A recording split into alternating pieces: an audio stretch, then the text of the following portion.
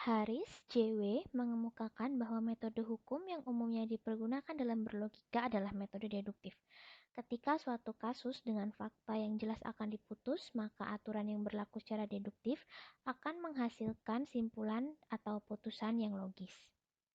Karenanya, setiap argumen yang menghasilkan suatu simpulan, khusus yang didukung untuk pembenaran yang umum, dapat disebutkan sebagai argumen yang logis.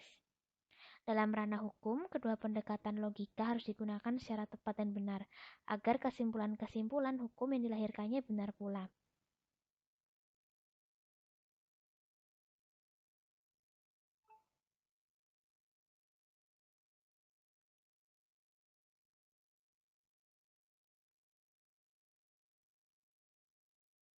Contohnya, menurut Jujun Surya Sumantri adalah sebagai berikut.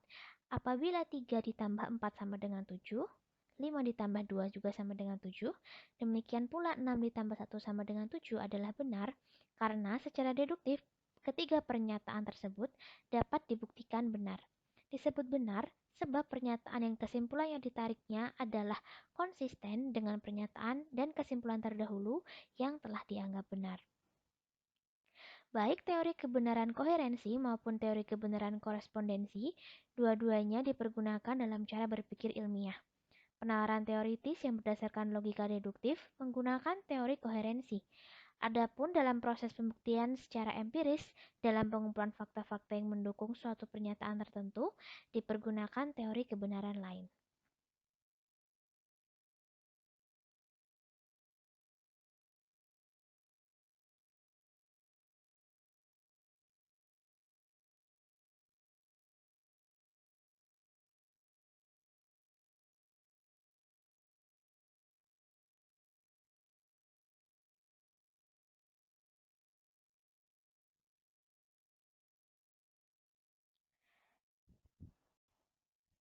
Dalam penerapan kasus-kasus hukum, logika hukum tidaklah berbeda secara signifikan dengan logika praktis atau practical logic. Akan tetapi, dalam hubungan antara berbagai aturan hukum, ilmu hukum atau legal science memiliki logikanya sendiri. Prinsip-prinsip logika hukum ada 4. Yang pertama, prinsip eksklusi, yang artinya suatu asas yang memberikan peranggapan bahwa sejumlah putusan independen dari badan pembuat undang-undang atau legislasi merupakan sumber bagi setiap orang. Yang kedua, prinsip subsumption yang artinya ilmu hukum mempunyai suatu hubungan hierarki antara aturan hukum yang berasal dari badan pembuat undang-undang yang bersifat superior dengan aturan hukum yang bersifat inferior. Selanjutnya ada prinsip derogasi yang artinya ini merupakan prinsip yang teoritis tentang penolakan teori terhadap aturan-aturan hukum yang bertentangan satu dengan yang lainnya yang bersumber dari aturan yang lebih superior. Dan yang keempat ada prinsip non-kontradiksi yang artinya dasar penolakan teori terhadap kemungkinan adanya aturan hukum yang kontradiktif di antara peraturan yang ada untuk mencegah kesenjangan norma atau konflik norma.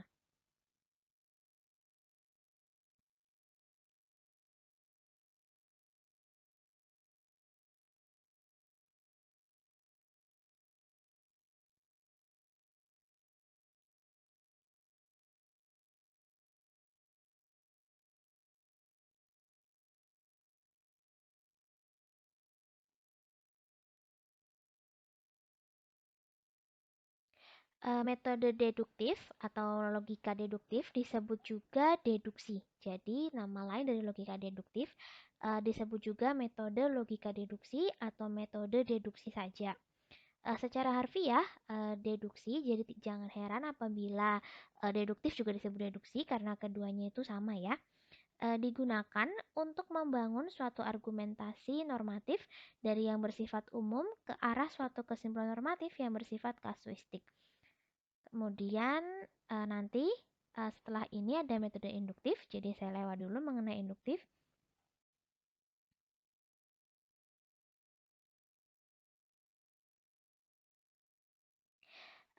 Masih mengenai deduktif atau deduksi, Profesor Martin Golding mengatakan bahwa deduksi maupun non-deduksi, logik maupun non-logik itu hanya berkenaan dengan bentuk-bentuknya saja. Pada intinya, semua adalah logika hukum yang dapat digunakan untuk memecahkan kasus hukum.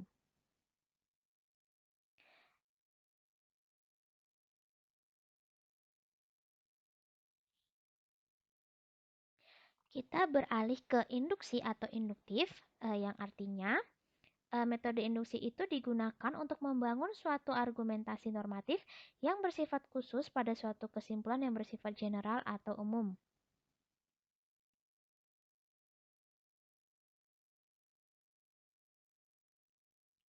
Tadi ada pendapat dari Profesor Martin Golding, ada Haris JW, kemudian sempat ada sedikit dari Prof. Hajon, itu merupakan hal yang penting oleh karena logika berfungsi sebagai suatu metode untuk meneliti kebenaran atau ketetapan dari suatu penalaran, sedangkan penalaran adalah suatu bentuk dari pemikiran, seperti yang sudah kita sebutkan ya di pertemuan-pertemuan sebelumnya. Jadi itu dimulai dari penciptaan konsep, kemudian diikuti pembuatan pernyataan, dan selanjutnya penalaran. Jadi kalau teman-teman baru sampai pada ini konsepnya begini, berarti itu baru tahap pertama dari berlogika. Setelah konsep, itu ada pernyataan. Setelah paham konsepnya, berani untuk membuat suatu pernyataan. Eh, Pernyataan itu bisa salah, bisa benar, bisa sesat atau tidak sesat, itu tergantung dari penalarannya, penalaran hukumnya yang menggunakan metode logika induktif atau deduktif salah satunya. Kemudian ini ada tokoh lagi yaitu Irving Cohen menyatakan eh, dalam menggunakan logika di bidang hukum, hendaknya selalu diperhatikan tiga perbedaan pokok yang berkaitan dengan hakikat hukum, sumber hukum, dan jenis hukum. Yang pertama kita ke hakikat hukum, diartikan bahwa dalam suatu negara ditemukan adanya rule atau aturan-aturan perilaku berupa hukum positif dan norma-norma moral atau kaidah moral. Yang kedua sumber hukum, ditemukan berbagai jenis di dalamnya, baik yang bersumber dari legislatif, jurisprudensi, atau yang hanya patut diperhatikan secara hierarki saja. Biasanya ini norma kebiasaan atau norma adat ya yang berkenaan dengan hierarki.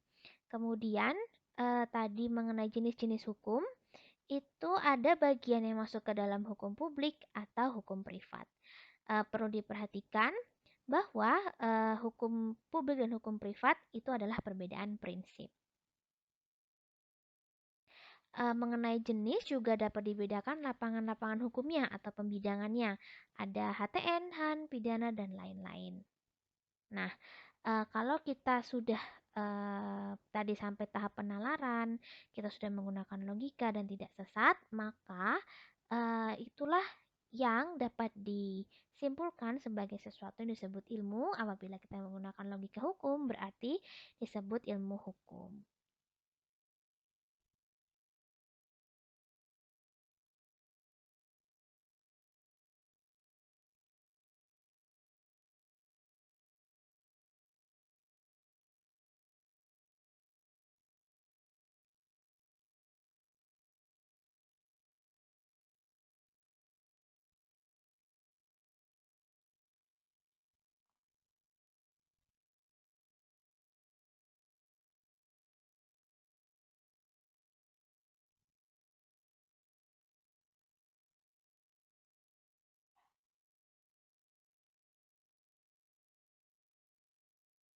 Ada tambahan dari Munduri, nama tokohnya Munduri, mengatakan bahwa setelah dipelajari sekian jauh tentang cara-cara berpikir yang benar, baik melalui metode deduksi maupun induksi, dapat dikumpulkan adanya kekeliruan berpikir yang sering terjadi. Nah, jadi tadi setelah sampai di tahap sebelum penalaran ya, itu harus selain kita harus memastikan metode yang digunakan mau induksi atau deduksi, kita juga harus memastikan apakah eh, kita memahaminya secara sesat atau tidak, apakah kita terperangkap dalam fallacy atau tidak.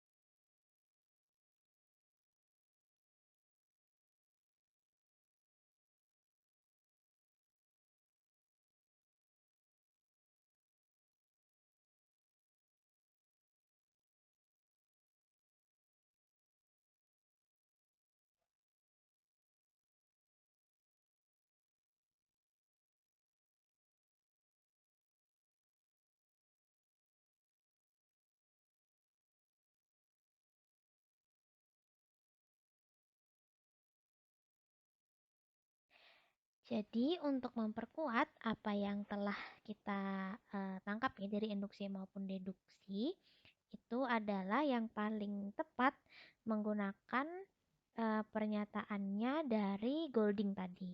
Pada intinya logika kan dibedakan metodenya ada deduksi maupun induksi.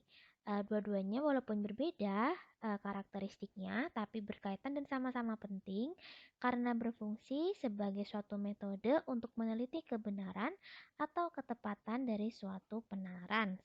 Saya tekankan dan saya ulangi lagi bahwa penalaran itu belum pasti benar karena kita sudah mempelajari fallacy di minggu lalu.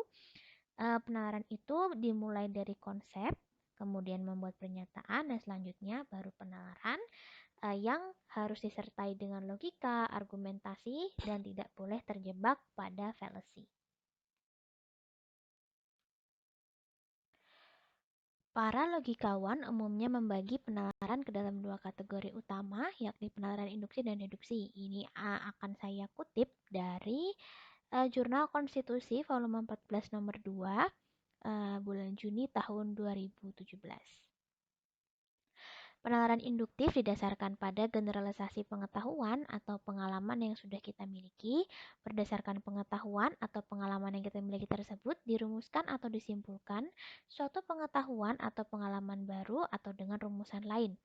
Induksi adalah proses penarikan kesimpulan universal berdasarkan pengalaman, data, fakta, atau pengetahuan terbatas yang kita miliki.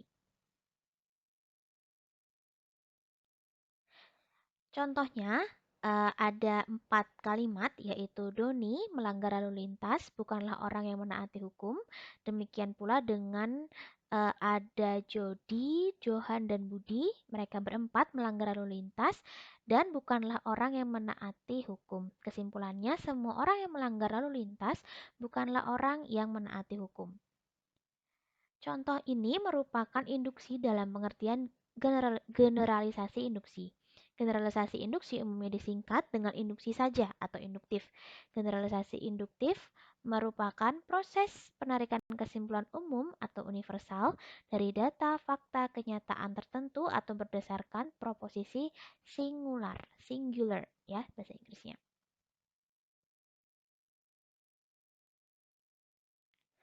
Proses penalaran generalisasi induktif bersumber dari prosedur kerja ilmu.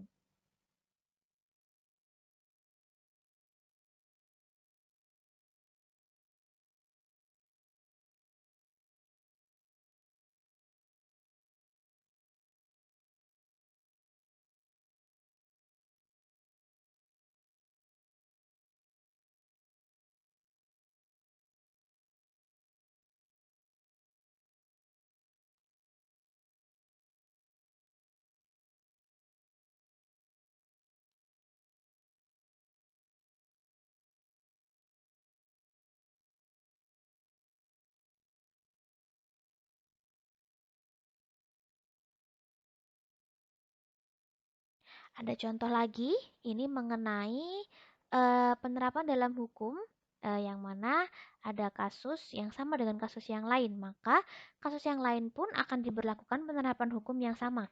Alasannya, kedua kasus tersebut memiliki banyak kesamaan, begitu juga halnya dengan penalaran di bidang hukum lain. Dalam 3 kasus, itu ada unsur X, Y, Z yang terungkap sehingga penggugat menang. Maka konklusinya atau kesimpulannya, dalam semua kasus ketika ada 3 unsur X, Y, Z yang terungkap, maka penggugat seharusnya menang.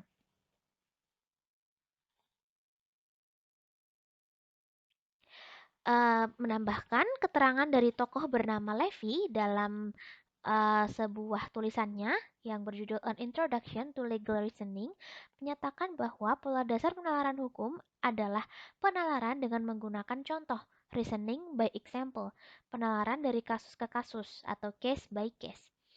Proses penalaran hukum menurut Levy berlangsung dalam 3 tahap. Yang pertama, melihat kesamaan antar kasus.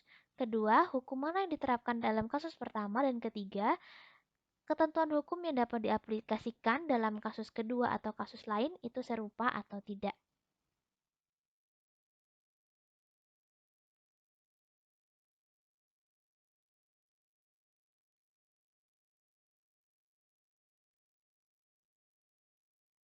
Kemudian ini yang mengenai deduksi, itu menurut Ross pada tahun 2006 dia mengikuti definisi dari Aristoteles menyatakan bahwa yang kita temui dalam kehidupan sehari-hari itu merupakan bentuk dasar dari penalaran deduksi. Jadi deduksi itu lebih lazim daripada induksi. Secara tidak disadari dalam kehidupan kita sehari-hari. Saya bacakan bahasa Inggrisnya bahwa deduksi yang kita temui dalam kehidupan sehari-hari dirumuskan sebagai an act of the mind, sebuah proses berpikir in which from the relation of two propositions to each other, di mana posisinya ada dua proposisi yang satu sama lainnya itu to understand and to affirm, untuk dipahami atau untuk dimengerti as a third position sebagai posisi ketiga. Jadi intinya seperti ini, ada dua proposisi, ada A, ada B, maka dari A dan B itu kita harus bisa menarik kesimpulan.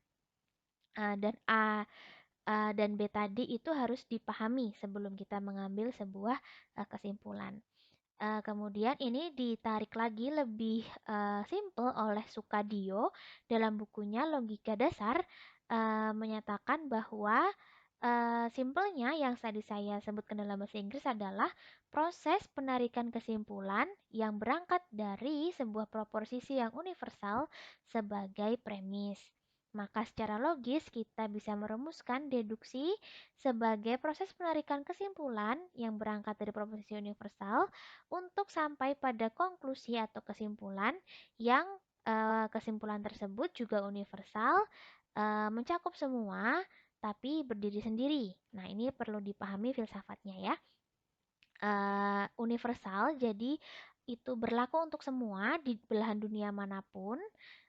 Partikular itu bisa uh, sam, uh, karena dia sifatnya itu universal di sebagian dunia manapun, maka dia harus bisa diterapkan secara partikular atau di bagian-bagian kecil sekalipun, gitu ya. Jadi uh, secara tidak langsung ketika kita bicara tentang universe, tentang dunia ini secara keseluruhan ya, itu juga harus bisa diterapkan secara partikular.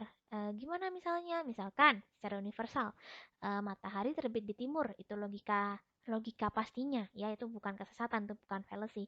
Maka mau kita lagi di Indonesia, lagi di Jepang, lagi di Eropa, mana Belanda, kita lagi di Australia, kita lagi di Kanada, itu matahari terbitnya akan selalu dari timur ya, tanpa tanpa terkecuali.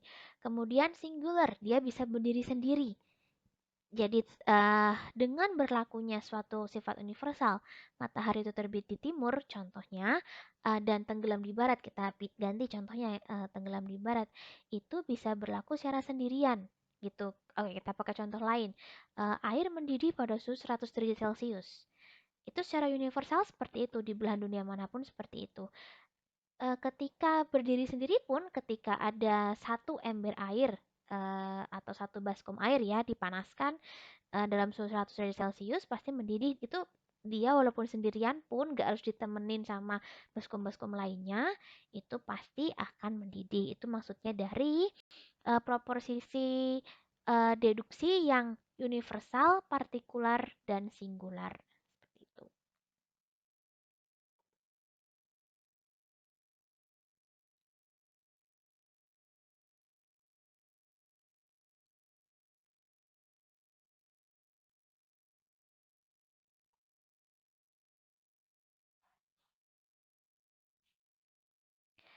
Jadi kesimpulannya yang saya bacakan juga dari jurnal yang sama,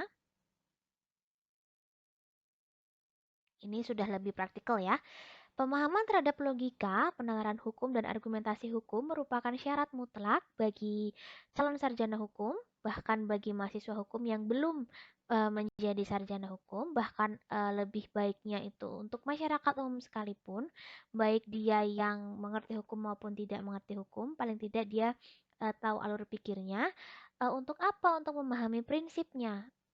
untuk supaya tidak terjebak dalam asumsi yang sesat, memahami aturan mainnya, memahami proporsinya. Jadi berapa persen kita harus terlibat, berapa persen kita harus mengawasi, dan juga tentunya praktisi hukum. Dengan berbekal kemampuan penalaran dan argumentasi yang memadai di bidang hukum, kebenaran dan keadilan hukum dapat ditemukan, diungkap, diuji, dan dijustifikasi. Nah, jadi sebelum ada bekal kemampuan penalaran, sebelum ada argumentasi yang memadai, sebelum itu dikatakan benar dan tidak sesat, sebelum itu dinyatakan adil oleh pengadilan, terungkap bukti-buktinya, diuji oleh yang mulia hakim, tidak boleh satu hal pun itu dijustifikasi. Kemudian, asumsi-asumsi atau makna-makna yang tersembunyi dalam peraturan atau ketentuan hukum pun harus dapat dijustifikasi dengan akal budi manusia. Akal budi manusia itu dilibatkan dari pembuatan rancangan undang-undangnya, dari pembahasannya, kemudian nanti pasti ada uh, forumnya untuk dibahas bersama para ahlinya, sampai kepada penerapan dan pengawasannya itu menerapkan atau melibatkan akal budi manusia. Selanjutnya, dalam penalaran hukum adalah diterapkan prinsip-prinsip berpikir yang mematuhi aturan, data, fakta, dan proporsional, jadi harus seimbang. Maka istilah penalaran hukum atau legal reasoning sejatinya tidak menunjuk pada bentuk penalaran di luar logika. Jadi legal reasoning itu harus logis, harus menerapkan asas-asas berpikir yang tepat, yang valid, dan tidak keluar dari bidang ilmu hukum. Jadi segala sesuatu dalam hukum yang tanpa logika hukum itu dinyatakan tidak tepat atau tidak valid. Dan terakhir yang sesuai dengan subjudulnya hari ini adalah terdapat dua bentuk dasar penalaran yaitu induksi atau induktif dan deduksi atau deduktif. Agar penalaran maupun induksi atau deduksi itu dinyatakan valid, tidak sesat, aturan-aturan dan hukum-hukumnya itu harus diperhatikan. Ya, tadi sudah disebutkan dari legal reasoning sampai kevalitan. Kemudian ini ada tambahan sedikit, penalaran hukum itu mengikuti dan menerapkan model penalaran IRAC, IRAC ya, IRAC atau IRAC atau IRAC, silahkan nyamannya yang mana. I-nya itu adalah isu, jadi kita berangkat dari kasus, dari sebuah isu. Kemudian ada rule of law, kita itu menyisir gitu ya dari isu ini, peraturan apa yang kita gunakan. Kemudian argumen, berangkat dari isu dan dari rule of law, kita baru bisa menyusun argumen, walaupun biasanya dari isu kita sudah punya feeling ya, oh ini kayaknya arahnya ke sini kayak gitu. Kemudian ada conclusion, yang terakhir C ya, conclusion, baru kita bisa menyimpulkan. Ini sangat penting, modal yang sangat penting buat teman-teman sekalian menyusun skripsi.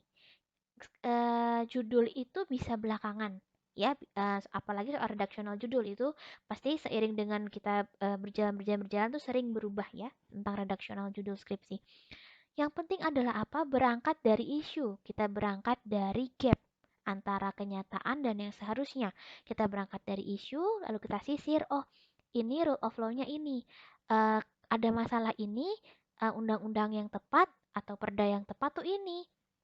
Nah, ternyata salah nih diterapkannya atau keliru atau tidak tepat atau kurang tepat atau belum maksimal atau mungkin malah tidak diterapkan sama sekali kayak gitu.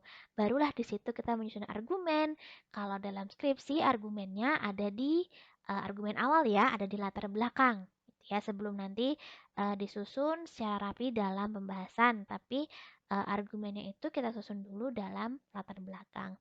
Lalu nanti setelah proses ada dengan pendekatan, kita menggunakan teori-teori misalkan, tapi kalau S1 belum terlalu teoritis ya, S2 itu ranahnya teori. Kita menggunakan pendekatan, kita menggunakan gambaran umum kasus, mungkin kita menggunakan putusan yang sudah inkrah, barulah kita bisa mengambil konklusi atau conclusion atau kesimpulan. Nah, IRAC ini, IRAC itu Kalau diterapkan berarti kita merupakan seorang sarjana hukum dan calon sarjana hukum yang bertumpu pada analisis kasus dan memperlihatkan penerapan penalaran induksi maupun deduksi di dalam hukum.